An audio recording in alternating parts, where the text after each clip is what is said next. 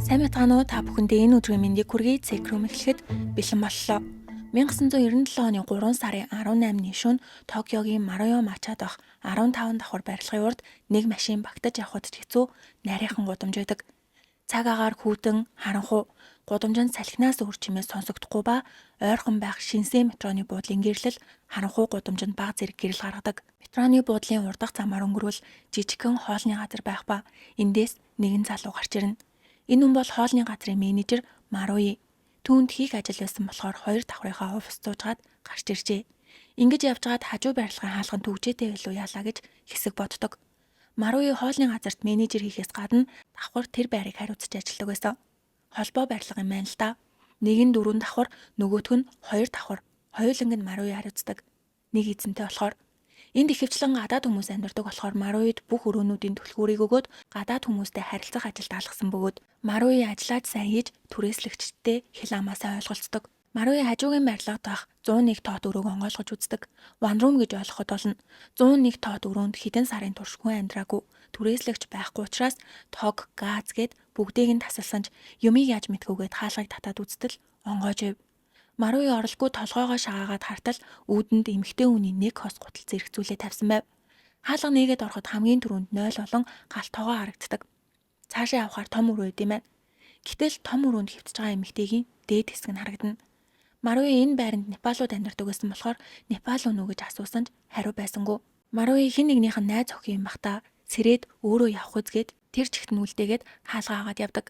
Маргааш нь болоход Маруиг нь толгойд өчигдрээ эмэгтэй байнга бодогдож тэр эмэгтэй явсан болов хэн байсан бол өчигдөр оройтод явж чадаагүй юм бахта одоо гэртээ харьсан байлгүйдээгээд дахиад өрөөрөө очиод тогшоход хариу байсангүй. Маруи өрөөний хаалгыг дахиад онгойлгож ороход нөгөө эмэгтэй одоо болтол унтсан ивэрэв.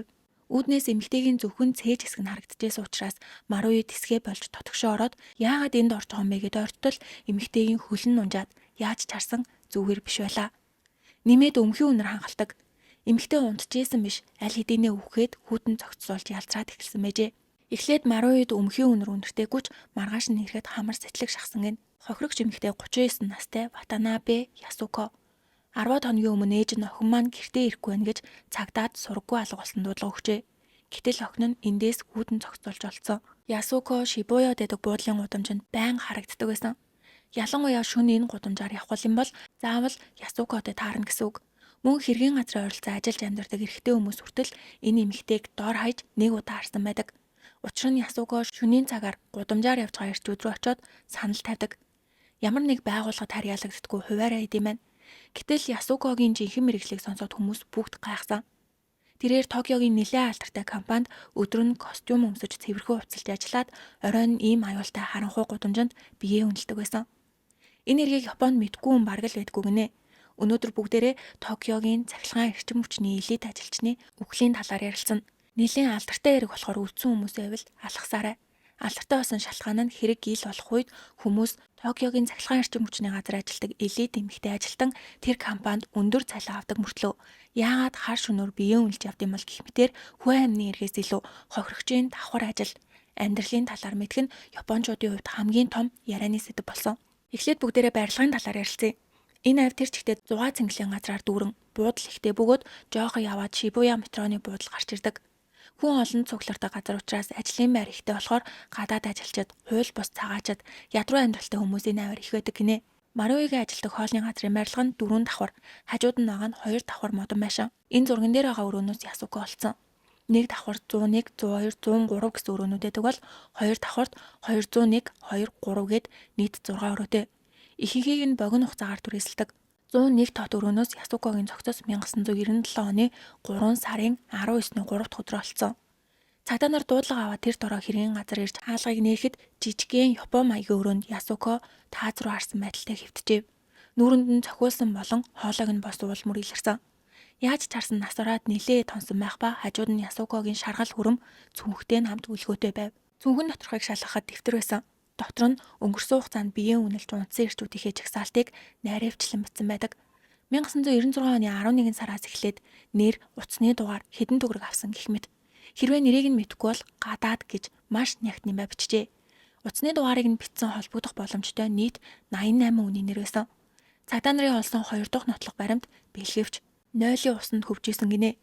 Тэндээс үрийн шингэн болон цусны ургал илэрсэн. Задлан шинжилгээгээр Ясукогийн биеэс ч бас үрийн шингээ илэрсэн учраас цагдаа нар бэлгэвчэнд байсан үрийн шингэн болон Ясукогийн биеэс илэрсэн үрийн шингээ хоёр нэг хүний хахаа гэж таамагладаг. Гэтэл өөрөөсөн Ясукогийн эд зүйл хурууны хэргийн газарт байсан юмнууд гээд нийт 38 ширхэг нотлох баримт цуглуулж чадсан. Ингээд цагдаа нар хамгийн түрүүнд цогцыг анх олж мэдээлсэн Маруийг байцаадаг. Маруи яагаад ганцхан 101 тоо төгрөөний хаалгыг шалгасан юм бол дээрээс нь өмнөх оройн харчаад бүр дуудаад хөдлөхгүй байхаар нь яагаад хаалгаа буцаагаад хаасан юм бол хаалга онгойлгосон гэхээр нилээ тонсон цогцноос үнэр гарах нь ойлгомжтой. Гэтэл эхний өдөр үнэр гараагүй. Маргааш нь нэрч хаалга нэхэд үнэрцэн гинэ. Маруигаас байцаалт авахд энэ хэргийн талаар юу ч мэдгүй цогцос ялзарснаас болоод үнэр гарч ийн гэж бодоогүй. Зүгээр хөгц хуучин байшингаас үнэрсдэг үнэр гэж утсан. Яалтчгүй нэг эмэгтэй унтж байгаа юм шиг харагдсан гэдэг. Байцаагч тэгвэл яах гэж өрөөний хаалгыг онгойлгож үтсэн гэхэд Маруи би энэ өрөөний түлхүүрийг хэд хоногийн өмнө Говиндагаас буцааж авсан. Тэгээд өрөөний хажуугаар өнгөрч жоод гинэд хаалгаа түгдсэн болов гэж бодоод шалгаснаас өөр юм байхгүй гэдэг. Тэгвэл Говинда гэж хин юм бол хоолны газартай байрны 4 давхарт амьдардаг түрээслэгч Непал хүн. Тэрээр 401 тоо төрөөг түрээсэлсэн бөгөөд Вонрумд түүнээс гадна 4 Непал хаант амьдарч байсан. Гэтэл Непалаас Говиндагийн эгчин залгаад би ч гэсэн Японд очиж ажилламаар байна. Чамтай хамт амьдарч болох уу гэжээ. Говинда чигчээгээ авчрахын тулд нөгөө дөрөвтөө байр хайж Маруигаас хоос өрөө байгаа эсгийг асуухад одоо амьдарч байгаа байран чинь биш хажуу талд байгаа 2 давхар байранд хоос өрөө байгаа үзхүү гэдэг. Говиндач байрны хажууд ихээр болж гинөө. Түлхүүрээ өгчих юм бол би байраа үзчихэд буцаагаад өгье гэсэн. Энэ үйл явдал хэрэг гарахаас 2 сарын өмнө буюу 1997 оны 1 сард болсон. Гэтэл ганц Вонрум үзхийн тулд түлхүүр авчаад 2 сар буцааж өгөөгүй. Маруи чоосон байр болохоор нэг түлхүүрээ нэхэж олон юм бололгүй цаг хугацаа өнгөрчээ. Гэтэл Непалаас ирэх Говиндагийн эгч жирэмсэн болж ирж чадхааргүй болсон. Одоо өрөө үзэх ямар ч шаардлагагүй мөртлөө тоггүй байрныхан түлхүүрийг өгөлгүй хэрэг болох үедээ орчоод гарч ирдэг байсан. Ингээд 2 сарын дараа 3 сарын 6-ны 4 дахь өдөр түлхүүрийг буцааж өгчээ. Гэхдээ Говинда өөрийн биеэр авчирч өгөөгүй. 401 тоотод хамт амьдардаг Лера гэх залуугаар дамжуулж өгсөн. Ингээд Маруи түлхүүрээ аваад яагаад ингэж удаасан юм бол гэж бодоод хэсэг хугацааны дараа санамсаргүй 2 давхар байрны хажуугаар өнгөрөхдөө хаалгаа түгдсэн болов уу гэж шалгахаар ортол цогц байсан гэдэг. Одоо мөрдөн байцаах ба Говиндаг хайх хэрэгтэй болсон. 2 сарын турш 101 тоо төгрөөний түлхүүрийг авч чөлөөтэй орж гарч исэн гэхээр сэжигтэй байсан. Гэтэл цагдаа нарт Говинда Майнали гэх нэр нэг л танил байлаа. 3 сарын 19-нд Ясукогийн цогц олцсны дараа хэргийн газар үнэхээр замбраагүй болсон. Эмнэлгийн машин, цагдаагийн машинууд ирж сэтгүүлчэд камер микэ бариад ийш тийшээ гүйцгээж хооронд цагдаа нарын нүдэнд нэг эрэхтэй туссан нь гадаад царай нь барааж ядарсан шинжтэй харагдах ба удаан хаажуухан алхасаар 2 давхар байрны хажуугийн байруулах 4 давхар байрлагын шатаар тийш өгсөн. Цагдаа нарт энэ хүний нүд нэг л сэжигтэй харагдсан болохоор очиж нэрийг нь асуугаад паспортоо шалгахыг хүсгээд Говинда маш дуулууртай паспортоо өгөөд хэдэн цаг хаана ажилладаг гэд бүгдийг нь хэлээд цүнх төрөвчин дотор юу байгаагаа харуулж сайн хамтарч ажилдагч нүдэн тогтохгүй гүйж ямар нэгэн юмд санаа зовж байгаа нэлт байлаа. Ингээд цагдаа нарт сэжигтэй санагдсан болохоор нэр ажил болон амьдардаг газрыг нь тэмдэглэж аваад явуулсан юм байна. Тухайн үед дөнгөж цогцыг олсон учраас хэнийг юунд цэжиглэх боломжгүй байсан бол энэ хүн цогц олцсон өрөөний түлхүүрийг 2 сар биедээ авч явсан болж таарлаа. Гэхдээ Говиндаг баривчлыг ч гэсэн нотлох баримт хурууныхээ байгаагүй. ДНХ шинжилгээ хийсэн ч тухайн үед 97 он байсан гэхээр хариу нь удаан гарах нь ойлгомжтой. Ингээд ямар ч бодит нотлох баримт байсангүй. Мөрдөн байцаах багийн ахлагч Говиндаг виз байгаа эсгийг шалгатал хууль бус цагаач байсан. Говиндагийн өрөөний хамтрагч мэдүүлэг өгөхдөө Говинда нас орсон Ясукотой хид удаа унтсан. Би ч бас гэхэд цаана нэс эрэхтэй би ч бас унтсан. Нууж болохгүй үстэй гэдэг. Удалгүй бэлгэвчин дотор байсан үрийн шингэн Говиндагийн холхон тогтоогддог. Одоо бүгдээрээ Говинда гэж хэн болох талаар ярилцъя. 1966 оны 10 сард төрсөн. Хэрэг гарах үед 31 настай байсан тэрээр Непалд тариачаа айлд 4 хүүхдийн 3 дахь нь болж мэндэлжээ. 1987 онд хурмаа хийж 6 болон 4 настай 2 охинтой болсон. Тэрээр 1994 оны 2 сард хэрэг гарахаас 3 жилийн өмнө Японд руу иржээ. Говиндаг ирэхээс өмнө түүний ах эгч хоёр Японд ирж хэсэг ажиллаж байгаад Непал руу буцсан юм байна. Ингэхдээ маш их мөнгө гэрлүүгээ явуулжээ. Зүгээр нэг их хэмжээний мөнгө биш гинэ. Непалийн доод давхаргын амьдралаас дээшээ гарахаар хэмжээний тийм их мөнгө. 1997 онд Непалийн 1 сарын цалин Японд хэдхэн өдөр ажиллаад олох мөнгө байсан. Японд ирээд хэдэн өдөр цагийн ажил хийгээд сарын цалингаа авах боломжтой болсон Говиндагийн эгч галзуурсан юм шиг ажиллаж 7 хоногтоо бараг Непал дахь сарын цалингаа авдаг байсан. Тэр мөнгөөр Говиндагийн гэр бүл улсынхаа нийслэл байшинтай болж ах нь хүүхдүүдтэйгээ амьдрах гэртээ болж машин аваад элбэг дэлбэг болжээ. Энийг хажуугаас нь харсан Говинда би ч бас Япон явах хэрэгтэй байна. Очоод нэг газартаа олцоод ирэх гэсэн зорилгоор аяллаа визээр иржээ. 90 хоногийн дотор буцах ёстойж ажил хийгээд манайхаар бол харсан. Хамгийн анх Говинда амьдарч байгаа 4 давхар байрныхаа доорх хоолны газар ажиллажгаад энэтхэг хоолны газар руу орсон. Хамт ажилладаг хүмүүсийн хэлснээр Говинда өөрийнхөө чадах бүхнээ сайн хийдэг. Арх уух, эмэгтэйчүүдтэй асуудал үүсгэж ховж юунд орооцолж байсан удаагүй хичээнгүй ажилтан гэдэг. Говинда ажиллаж олсон бүх мөнгөө ах руугаа явуулж газар худалдаж аваад дээр нь байшингаа барьж исэн. Японд 1 сарын дотор олох мөнгийг Непалд 7 жил хөдөлмөрлөж болдог болохоор олсон бүх мөнгөө нэгч төгрөг дутаалгүй явуулдаг. Ажлынхаа хоолыг өдөрт 2 удаа идэж, унааны мөнгө гэж тусдаа авдаг. Хувцас гутланд огт мөнгө өрөлгүй Непалаас авчирсан хувцаа эсвэл хүмүүсийн өмсөж байсан хуучин хувцсыг өмсгөөс гадна хамт амьдардаг 4 үнээсээ сар болгон мөнгө авдаг байсан. Энэ мөнгнөөс түрээсээ төлсөн ч дахиад мөнгө үлддэг байсан гинэ. Говинда бүх мөнгөө явуулж нэлээд том байшингаа бариулаад эд дундаа явж явах үед мөнгөнд дутаж ах нь байнга залгаад энэ сард явуулах ёстой мөнгөө явуулаарай гэдэг болсон. Эцэст нь хэрэг гарахаас 1 сарын өмнө хамт амьдардаг өрөөнийхөө хүмүүсээс мөнгө зээлж байрныхаа түрээсийг 2 сар өгөхгүй үндсэн. Юу гэсэн үг вэ гэвэл Ясугог алга болох үеэр Говиндад яаралтай мөнгө хэрэгтэйсэн. Ясугог 3 сарын 10 орчмоор нас барсан гэхээр Говинда цүнхэн дотор нээсэн мөнгийг аваад алдсан юм болов. Цагдаа Говиндагаас Ясуготой ямар харилцаатай байсан? Тэр чамд биеэ үнсэн мэдтэй гэхэд Говинда үгүй би түүнийг огт танихгүй гэдэг. Цагдаа Ясугогийн дэвтэр дээр хамгийн сүүлд чиний нэр бичигдсэн байсан гэхэд Говинда би үнэхээр юу ч мэдгүй гэж худлаа ярьдаг. Тэд хэрэг гарахаас 3 сарын өмнө хамгийн анх уулзсан. 1996 оны 12 сарын 20-нд Шибуя дахь Хажигогийн хөшөөний урд Ясуго хүн хайжгаад Говиндатай уулзжээ. Тухайн үед Ясуго хямдхан гэдгээр алдартай байсан гинэ. Ингээд Говинда Ясугог өөрийнхөө амьдардаг 401 тоо дөрөв рүү авчирсан. Өрөөнд Лера болон Долга гэх 2 залуу байсан бөгөөд хамтдаа хийжээ. 2 дахь уулзалт нь 10 хоногийн дараа Ясуго өөрөө тэдний өрөөнд ирсэн ч Говинда мөнгө муутай түрээсээ төлөөгүй. Дээрээс нь ихнэрээ бодоод өнөөдөр чадахгүй нэхэд Ясуго тэгвэл хамт арх ухуу гэд 401-т хамт арх ууж юм ярьсан. Ясуго их сургуулийн 3 дугаар курст байхдаа Непал руу явж сайн дурын ажил хийсэн. Тэр үед ядарсан хүмүүс их байсан болохоор өөртөө асрамжаан газар байрна гэж амлалт өгсөн гэдэг. Тийм болохоор хүмүүс Ясугог асрамжаан газар барихын төлөө биеэ үнэлдэг байсан боловч гэж ярьсгаадаг. Ямар ч тач Непалийн талаар мэддэг болохоор хоорондоо яриа нийлэх нь ойлгомжтой. Тэр өдөр юу ч бололгүй салаад дараа нь 1997 оны 2 сарын сүүлээр юм уу 3 сарын ихээр уулзсан баха гэж тооцоолсон. Яг хизээ уулзнаа тодорхой санахгүй байгаа бөгөөд 2-оос 3 удаа харилцаанд орсон. Тэр нь хэргийн газар буюу 101 тоо төрөв. Эхэндээ Говинда Ясугогийн талаар юу ч мэдгүй гэдээсэн ч сүүл рүүгээ ярьж эхэлсэн. Цагдаа нар Говинда Ясуготой харилцаанд орчоод хөнөөсөн. Өрөөний хамтрагчдаас мөнгө зээлсэн гэхээр мөнгнөөс олж Ясуго хөнөөсөн гээд 3 сарын 23-нд баривчилдаг. Гэхдээ хууль бус оршин суугч гэсэн үндслэлээр. Яагаад гэвэл нотлох баримт байгаагүй. Хамгаалтан дотроос гарч ирсэн үрийн шингэний ДНХ маш удаж бараг сар гарan болж иж гарсан. Тийм болохоор Говиндаг цугтаалахгүй тулд эхлээд хууль бус оршин суугч гэсэн үндслэлээр баривчилсны дараа Говинда Ясуготой бэлгийн харилцаанд орсон гэдгийг хүлээн зөвшөөрч хууль бус цагааж болохоор цагдаа нартай оролцохоос айсан. Ясуготой уулзсан маань үнэнч 2 сарын сүүл 3 сарын ихээр уулзсан баха гэдэг. Дараа нь Ясугогийн нас орсон өдрийг 3 сарын 8-ны өдөр гэж цагдаа нар тооцоолсон. Ясугог ээж нь алга болсон гэж 3 сарын 9-нд мэдээлсэн. Харин 8-ны шөнө Ясуго гудамжинд хар цагаан өнгө холилдсон хувцастай улаан өнгийн цүнх үүрсэн өмнөд Аз царайтай залуутай хамт явж байгааг харсан хүн байдаг. Гэтэл Говинда тийм улаан өнгийн цүнхтэйгээс гадна мэдээж өмнөд Аз царайтай. Дээрээс нь Говинда өрөөнийхөө хамтрагчаас зээлсэн мөнгөө саяхан төлсөн гинэ. Гинэт тийм их мөнгөтэй болох боломжгүй учраас цагдаа Говиндагаас хаанаас мөнгө олсон талаар асуухад Ясугогийн мөнгийг хулгайлсан гэдгийг хүлээн зөвшөөрдөг. Одоо нотлох баримтуудыг нэрлэвэл ДНХ, гэрчүүд, бэлэн мөнгө. Тэгвэл одоо бүгдээрээ гудамжинд биеэ үнэлж чад хэнийг нь ч мэддэхгүй хүнд хөнөөлгсөн Ясугогийн тухай ярилцъя. Хэрэг гарвуу үгүй юу? Бүх хэвлэл мэдээлэл сонины газрууд Токиогийн цахилгаан эрчим хүчний компани элит ажилтан гудамжинд биеэ үнэлж чад амиа алдчих гэсэн мэдээллүүд гарч эхэлсэн. Ясуго хэрэг гарах үед 39 настай байсан.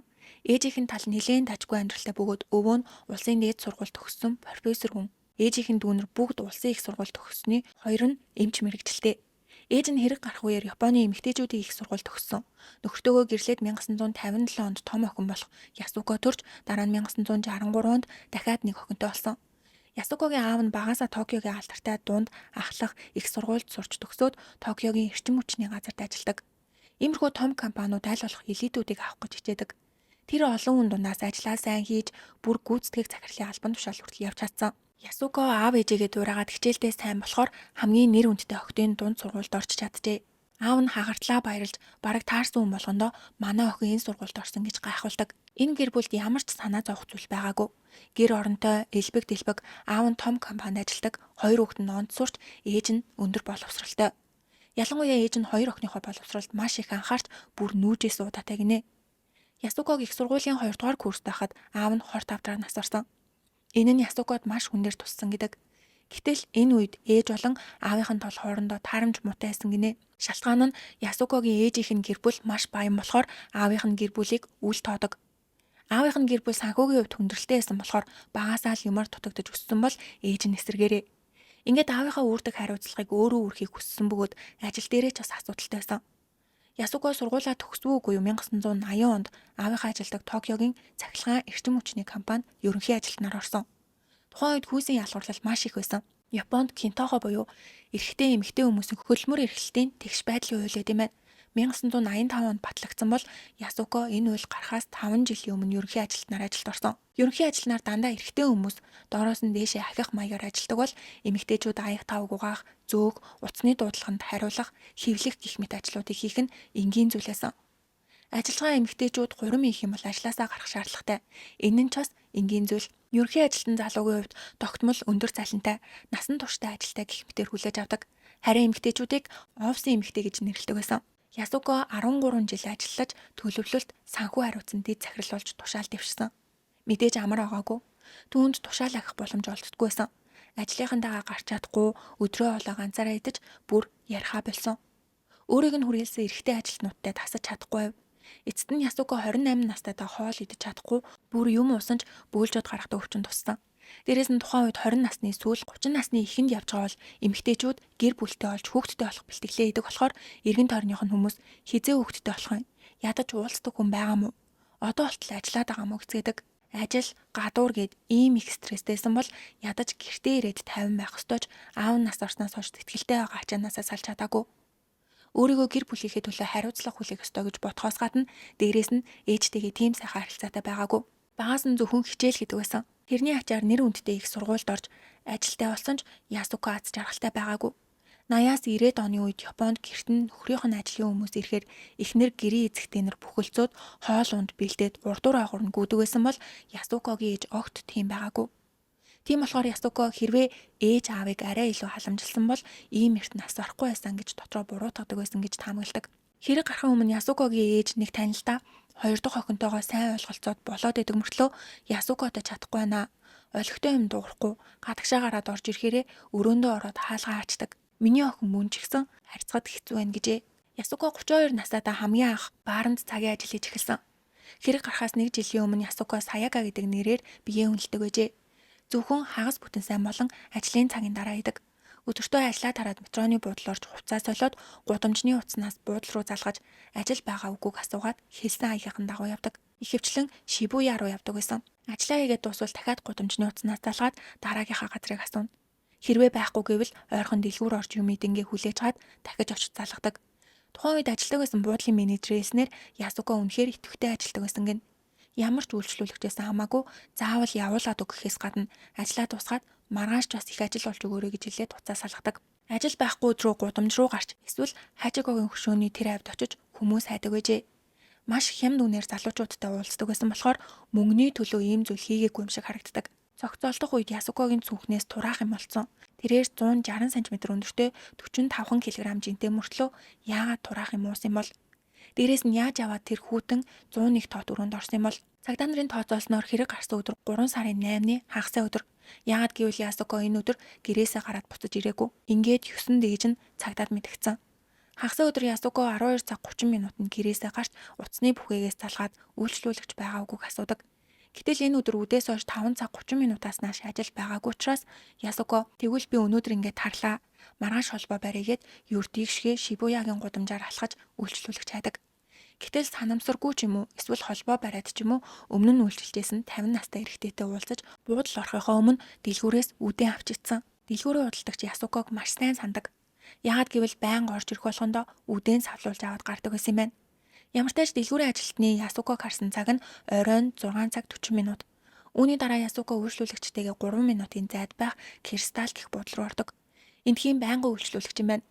Ингээд 10 цаг 16 минутанд буудлаас гарч үйлчлүүлэгчээ явуулаад буцаад Шибуя руу явдаг. Цагдаа нарын 50 настай үйлчлүүлэгчийг сэжгэлж шалгаад утсан ч хэрэг гарах үед өөр газар байсан нь батлагджээ. Үүний дараа Ясуког харсан өөр нэг хүн бол цогцыг анх олдог Маруи. Маруи барилгын урд ах гудамжаар алхаж идэл шаргал болтой өмссөн эмэгтэй өмнөд Аз залуутай байрлал орохыг харсан. 11 цаг 45 минутын үед ахаа гэдэг.